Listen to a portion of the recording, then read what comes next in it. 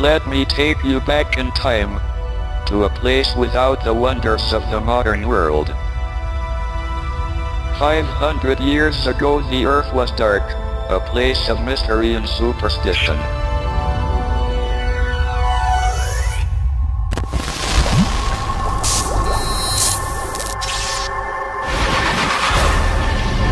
But then science changed everything.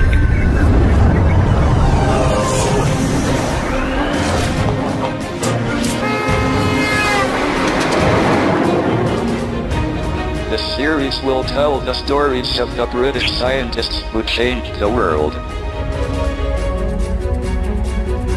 We have asked some of the great scientists and inventors of today to tell us about their heroes. Now let's start her up. It opened up a whole new world of the very small. Pete was Thompson's big idea. For me, Hunter is a true hero. Exciting possibility. He made science in Britain really matter. Britain has a tremendous scientific legacy that most people know little about. We want to set the record straight and put science back on the map. The world is full of wonders, but they become more wonderful when science looks at them.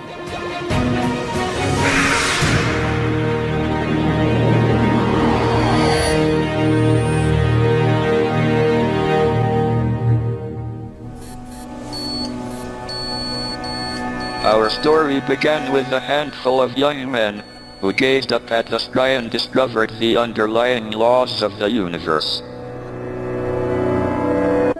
The generation which followed was just as extraordinary.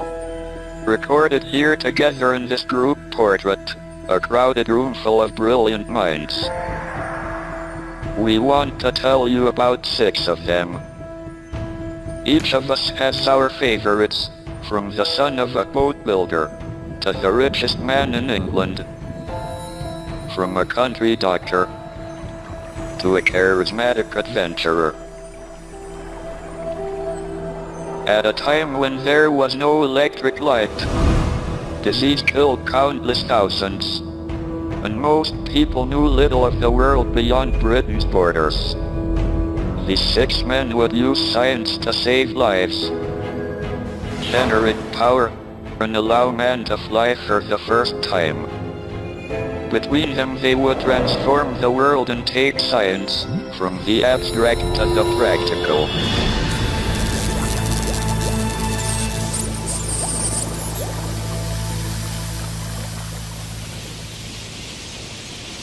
My man is the great Sir Joseph Banks, gentleman amateur naturalist, President of the Royal Society for over 40 years, and founder of a tradition of scientific exploration that was ultimately to lead to Charles Darwin.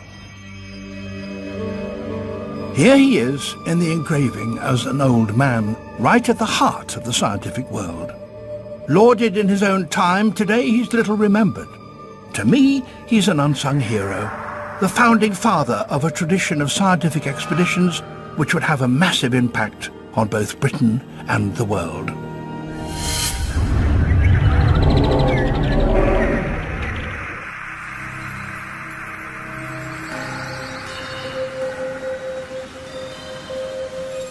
As a boy, Joseph Banks was a keen collector of insects and birds' eggs. But the story goes that he found his true vocation one afternoon when he was 15, and he went for a swim in the Thames near Eton. And as he got out, he was suddenly overwhelmed by the beauty of the wildflowers on the bank. He determined there and then he would become a botanist. And he was in the fortunate position to have the money to pursue his dream. When Banks went up to Oxford, he employed a tutor from Cambridge specially to teach him botany. This display of initiative and confidence, no doubt helped by breeding and wealth, was to characterise Banks's approach to learning and getting things done. After his father's death, the young Joseph Banks inherited several estates and a vast fortune. And what he did with it was quite extraordinary. Instead of setting off on the usual grand tour of Europe, he arranged to join Captain Cook, who was preparing to set off for the Pacific to find the recently discovered island of Tahiti on the other side of the world. Tahiti already had a thrilling reputation as an island paradise populated by noble savages and beautiful, friendly women. But the scientific purpose of the expedition was to observe the transit of the planet Venus across the disk of the Sun, a rare astronomical event.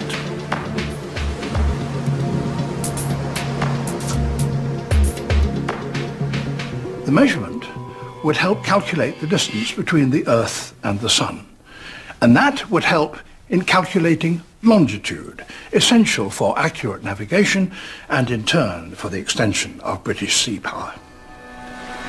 For Banks, it was a wonderful opportunity to discover just how varied animals and plants were outside Europe. By the mid-18th century, Britain's horizons had changed. She had colonies and trading posts in America, Africa, and India. This fueled an intense desire to explore, collect, and classify the wonders of the world, from shells to beetles and flowers to fossils. So Banks's imminent voyage was causing great excitement in the salons. He was already well connected and well known. Now he was going where few men had gone before, and who could tell what he might find there. He insisted on taking with him 8 companions and 2 greyhounds.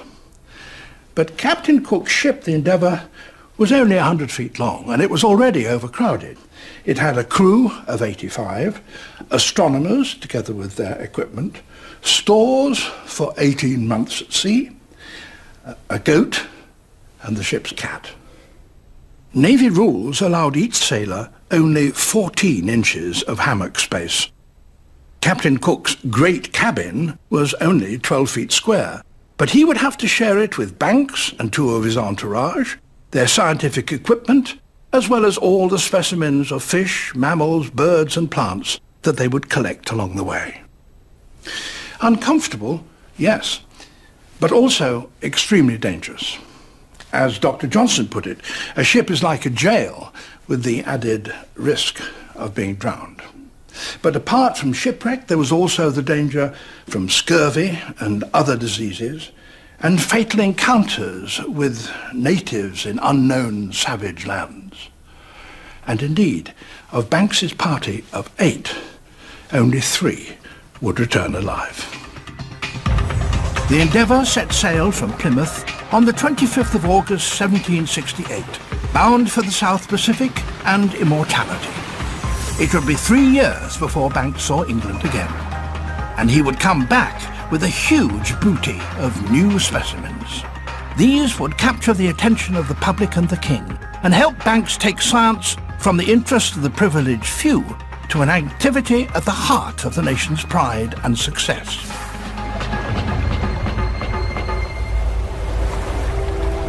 But while Banks and Cook were away on their voyage to Tahiti, back in Britain, a more humble man was dreaming of something so radical that it would transform the landscape of Britain and then the world.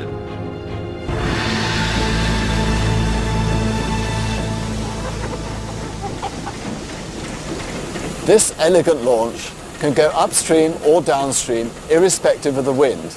It's powered by a small steam engine. For the whole of human history, man's only source of power was muscle, wind and water. That all changed with steam.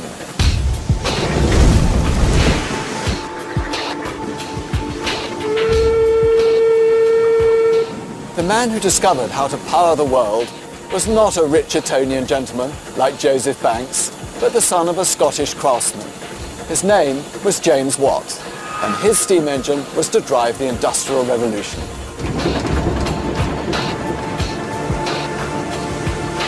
And while Cook and Banks were sailing to the other side of the world, Watt was struggling with prototypes in his Glasgow workshop.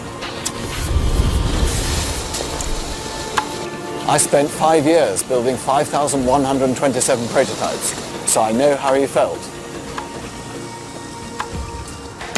James Watt was the son of a shipbuilder on the Clyde, and he would spend time in his father's workshop, much like this, taking things apart and putting them back together again.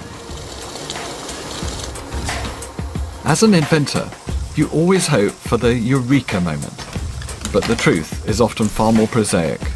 And so it was with Watt's discovery. The story goes that he was inspired by watching the lid lifting on a boiling kettle. In fact, his interest in the power of steam began when he was asked to mend a broken model of an already existing steam engine. In 1764, a broken Newcomen engine arrived in Watt's workshop. There were dozens in existence, used for pumping water out of mines. But they were inefficient and expensive to run. This waste of energy began to obsess Watt. He couldn't believe there wasn't a more efficient and much cheaper way of doing things. Then it suddenly occurred to him what was wrong. Steam was injected into the cylinder and then condensed with cooling water to make a vacuum to pull down the piston. To get steam back into the system, the whole thing had to be heated up all over again. The answer was to cool and condense the steam in a separate chamber, outside the main cylinder, instead of inside it. This would speed the cycle up, as well as saving energy. This was James Watt's great idea. That was a breakthrough, because it meant that you wouldn't have to heat and cool the cylinder and the piston with every stroke. That would be a wonderful saving of energy and allow the engine to be 3 times more efficient than the Newcomen engine. Fired with enthusiasm, James Watt rushed back into his workshop. Within a few days, he had got the system working. But although it was a moment of genius, it would be 10 years before he had a full-size working steam engine.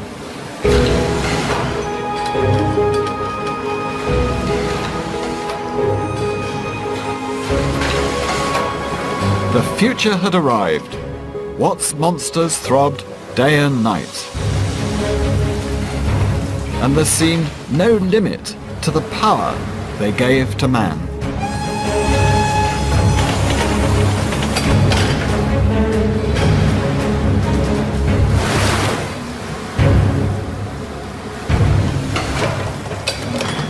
And here it is, a James Watt steam engine. Over here, we have the big counterbalance weight of 16 tons, and the pump can lift 3/4 of a ton of water up to 200 feet. And here's the piston going down into the huge cylinder. And underneath my feet, Watt's great invention, a separate condenser, out of the way, exactly as it should be.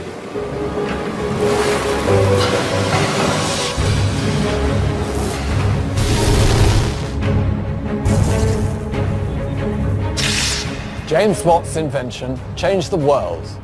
He gave almost unlimited power for mines, for factories, for transport, and even the power to make electricity.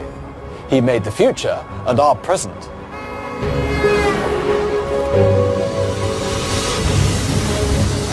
This was the beginning of the Industrial Revolution. Britain was the first nation to industrialize. Watt himself made a fortune, setting up factories, taking out patents, devising new and ever more impressive machinery to harness the power of steam. Where Britain went, the world followed, and the modern economy was born.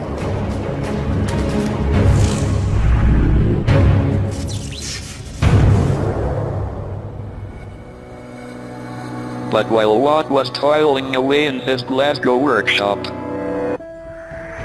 a fellow Scot was scouring the back streets of London, buying corpses.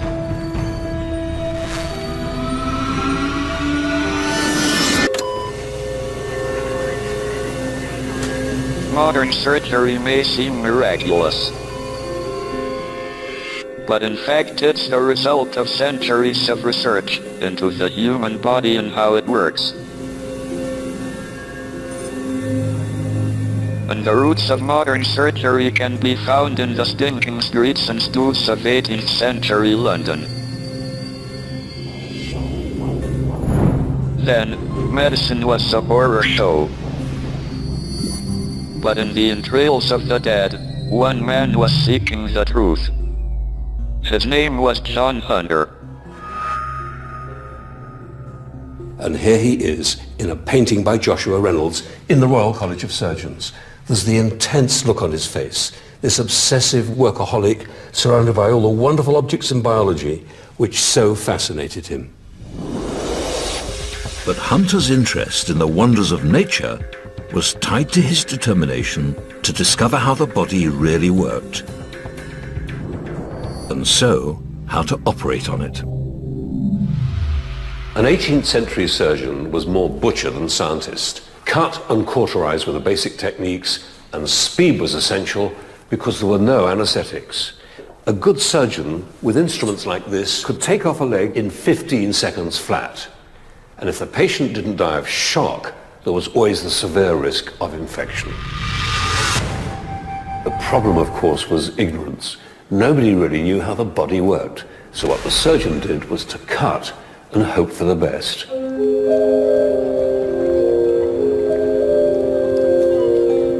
Like James Watt, John Hunter came from a relatively humble background in lowland Scotland.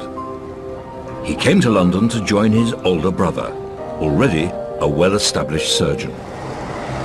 John's most important job was finding bodies for dissection and demonstration.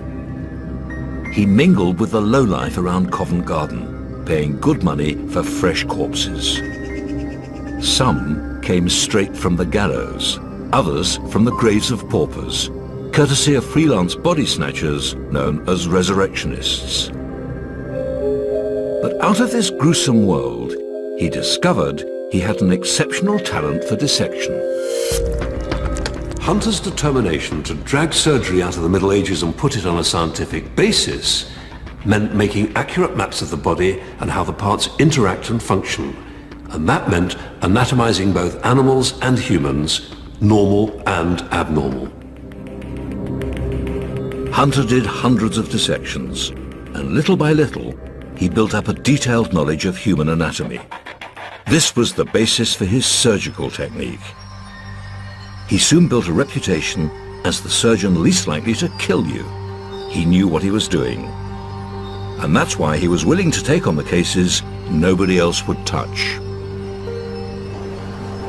So, in October 1775, when a ship's rigger called John Burley, with a facial tumour twice the size of his head, arrived at St. George's Hospital, he'd come to the right place. He had heard that John Hunter was different from other surgeons. Without that meticulous technique, and no anesthetic, remember, the operation would have been unthinkable. But John Hunter did it in 25 minutes flat. And he says in his diary, the man did not cry out once. So this is John Burley's monstrous tumour. Look at this. This is a parotid tumour on the side of the face, and the facial nerve could be anywhere. And the thing that every surgeon dreads is cutting the facial nerve, which would leave his face paralysed. And here we see the result of the surgery with the scar afterwards. What Hunter has done is to make his incision sufficiently beyond the back of the tumour to avoid the facial nerve. That meant an excellent knowledge of anatomy. So he leaves this scar with no trace of facial paralysis, an eyelid that doesn't droop, and a straight mouth. A remarkable result. John Hunter wrote 3 great treatises, which became the standard works on human teeth, gunshot wounds, and venereal disease. He was appointed Surgeon Extraordinary to the King and became the highest paid surgeon in the land. But behind all his great achievements was a driving interest in the workings of the human body. He collected specimens of everything, and the interested and the well-connected all came to see his wonderful museum of anatomical curiosities. Much of his collection was destroyed. And this is the Hunterian Museum, where the rest of the collection is preserved at the Royal College of Surgeons. The museum is a testament to Hunter's passion for scientific experimentation and to his obsessive desire for collection.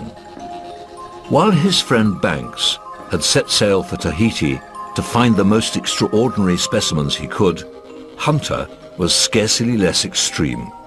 There's one last story about Hunter that I can't resist telling. It's about his interest in abnormalities and mutations, and intriguingly, it's hinted at in the Reynolds painting, here. These feet once belonged to a man called Charles Byrne, who eked out a living at fairgrounds and freak shows, calling himself the Irish Giant. John Hunter badly wanted him for his museum.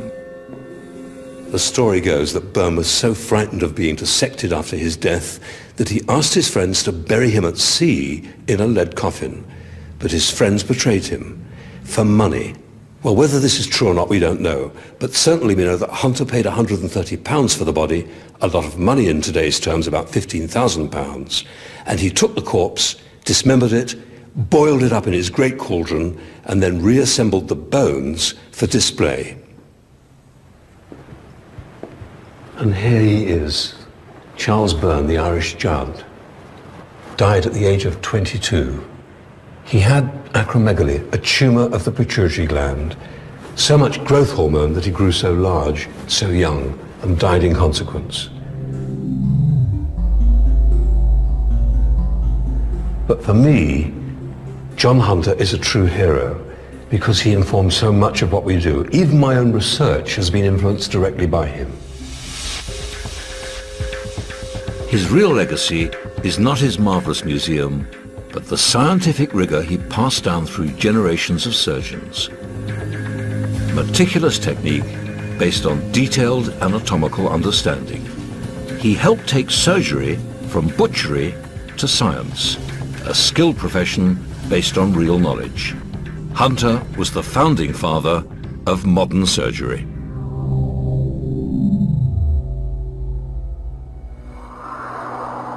Hunter more than earned his place in our story.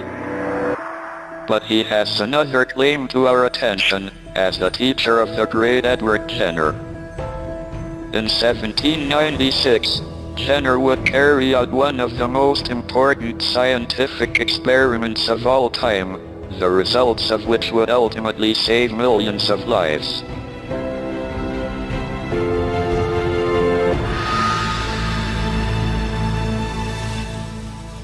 Edward Jenner was a country doctor who lived in the Gloucestershire town of Berkeley.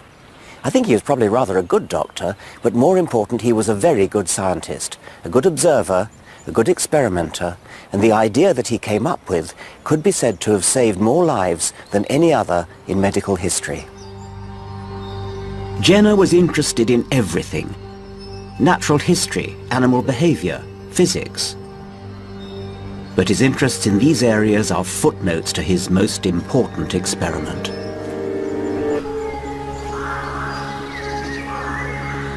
Edward Jenner took on the #1 killer in the 18th century, smallpox. It killed millions, and if it didn't kill you, it could still hideously disfigure you. It was something truly horrible.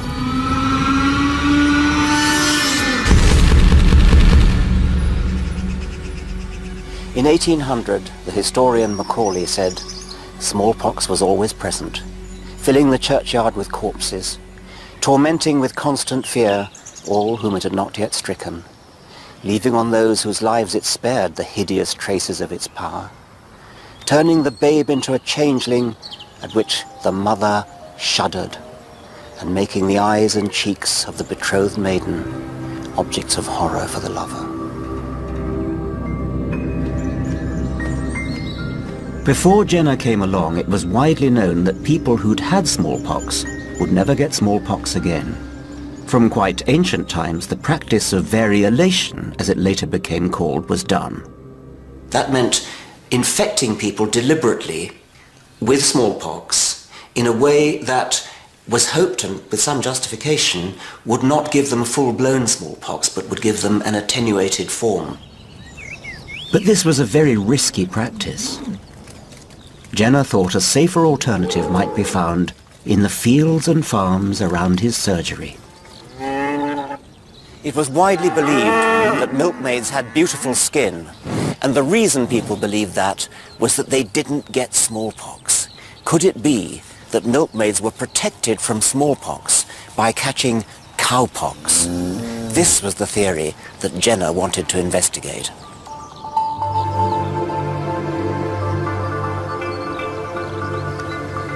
Jenner remembered the maxim of his mentor, John Hunter. Don't think, try the experiment. And in April 1796, that's exactly what Jenner did. A girl called Sarah Nelms caught cowpox from a cow called Blossom that she was looking after. Jenner immediately swung into action. He took pus from Sarah's pustules and deliberately infected a boy called James Phipps, an 8-year-old boy who was the son of his gardener, with cowpox that he got from Sarah. Then, this was the daring part of the experiment, which would never get past an ethics committee nowadays, he deliberately infected James with smallpox. James didn't get smallpox. This was the key result. Jenner had demonstrated the possibility of vaccination. The story of Jenner and the milkmaid and the gardener's son is become a kind of iconic story in medical history. It's one of these stories which we like to hear, we like to tell. It kind of conveys the idea in a single vivid moment in history.